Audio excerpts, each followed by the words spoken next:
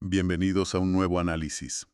Hoy nos sumergimos en unas fuentes que los dibujan un escenario, la verdad, de lo más paradójico. La idea de 3 días de oscuridad total en el planeta que, lejos de ser un apocalipsis, se presentan como el amanecer de una era de luz en el espíritu. Suena contradictorio, ¿no? Totalmente. Y lo fascinante es que no hablamos de una simple profecía. A ver, lo que tenemos aquí es básicamente el manual de instrucciones de un universo entero, con sus propias reglas, sus personajes y un gran evento final.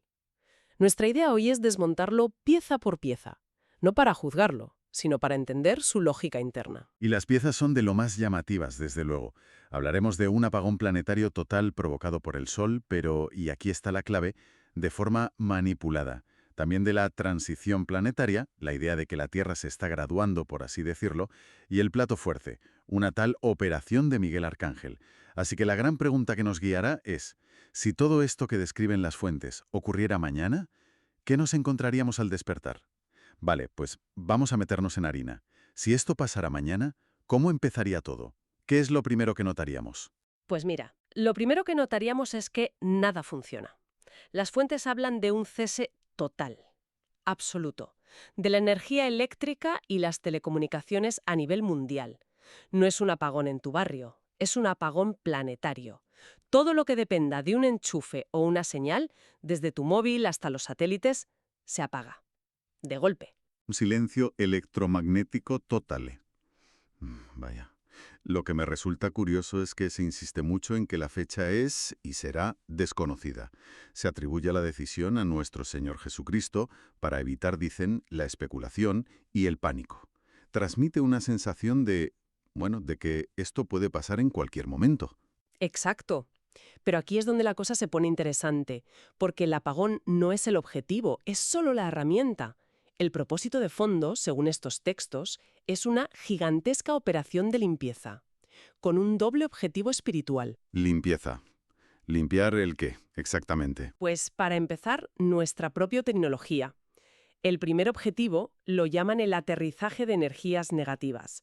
A ver, la idea que proponen es que las energías de baja vibración, el miedo, el odio, la discordia, han encontrado un hogar perfecto en nuestras redes, en las eléctricas y en las de telecomunicaciones, usándolas como un sistema circulatorio para expandirse por el planeta. O sea que esta red que nos conecta también sería una especie de wifi del mal, por decirlo de alguna manera. Y el apagón sería como si el administrador del sistema le diera al botón de apagar y reiniciar. Es una analogía perfecta, sí. Al cortar la corriente, estas energías se quedan sin su vehículo, ¿sabes? Y se descargan en la Tierra, que las neutraliza. La metáfora que usan en las fuentes es muy gráfica. Es como quitarle el agua al pez. De repente se quedan sin su medio para sobrevivir y propagarse. Entendido. ¿Y cuál es el segundo objetivo? Has dicho que era doble. El motivo real de todo el operativo, la desinfección planetaria. Según estos textos, durante esos 3 días de oscuridad, unas entidades llamadas fuerzas celestiales realizarían una captura y expulsión masiva de miles de millones de espíritus y entidades negativas que, según esta cosmología, cohabitan con nosotros en el plano astral de la Tierra. Un momento. A ver, hablamos de una expulsión de miles de millones de entidades. Suena a una guerra espiritual a una escala que no podemos ni imaginar. Y sin embargo, el mensaje que repiten estas fuentes una y otra vez es no tengan miedo. ¿Cómo encaja eso? Esa es la gran paradoja. Lo presentan no como una guerra, sino como una liberación.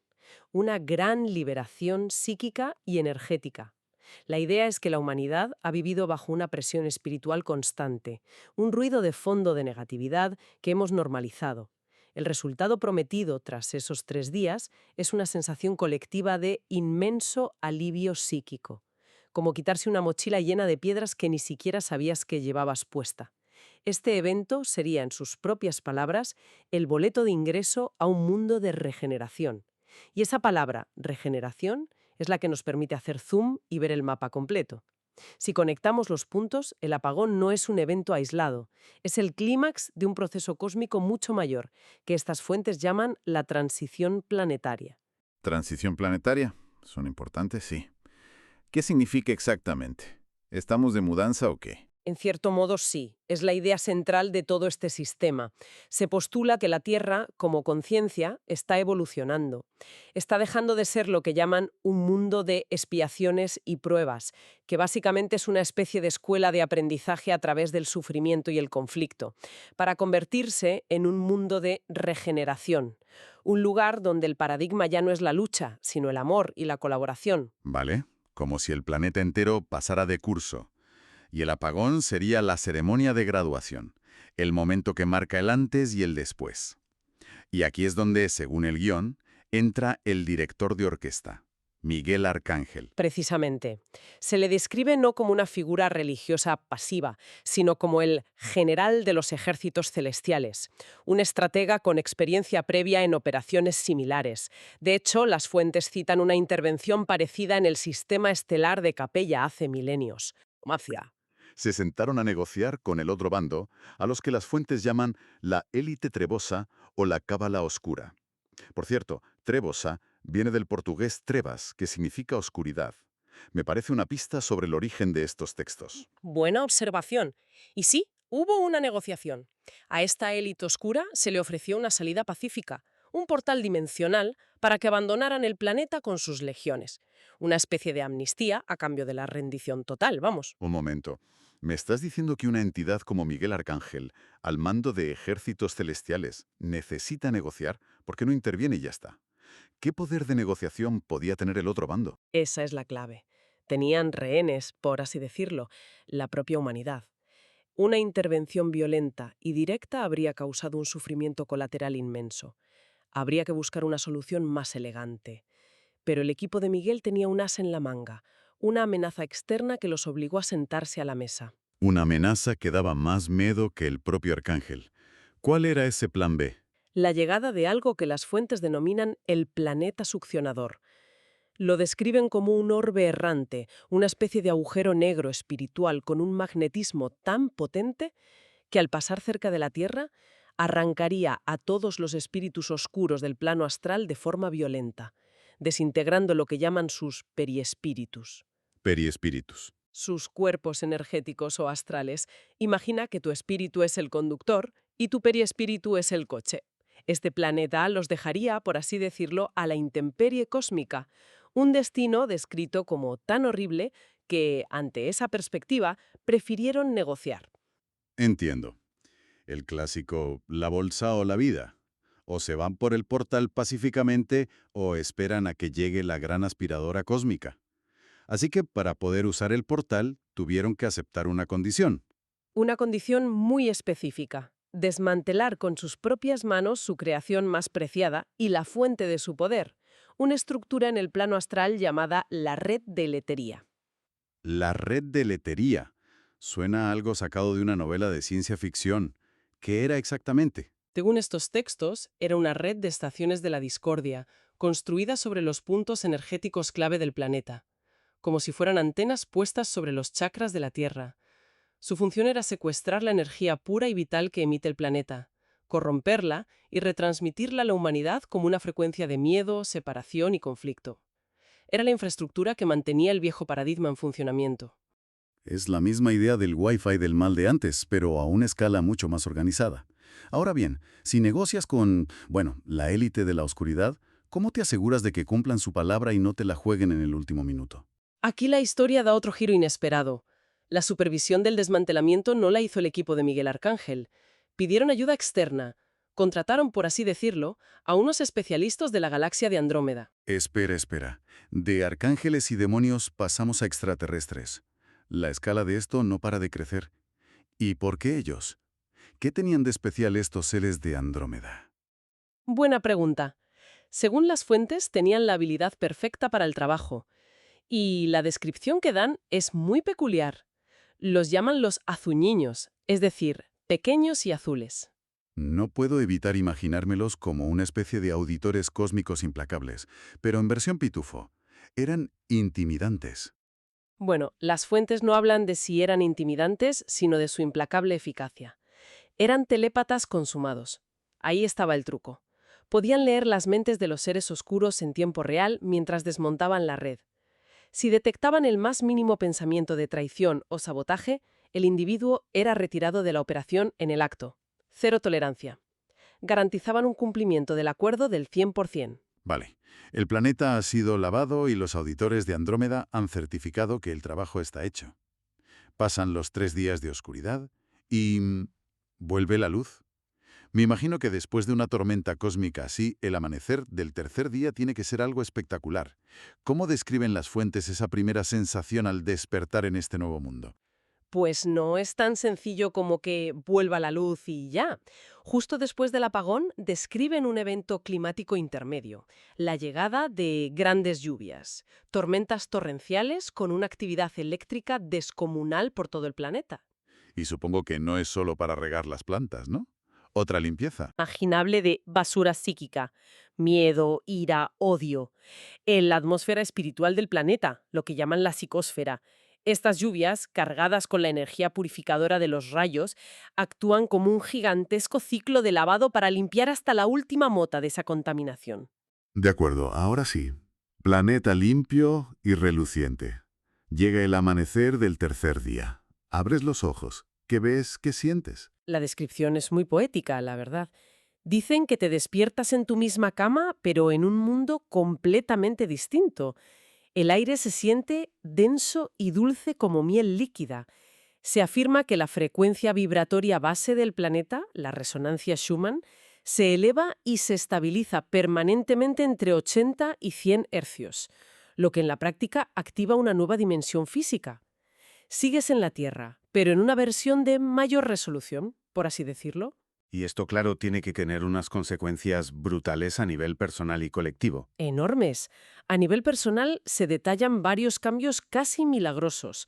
El cuerpo físico se vuelve cristalino. Cristalino, ¿se refieren a que se vuelve transparente? ¿O es más una metáfora sobre la pureza, como un cuarzo limpio? Es más lo segundo.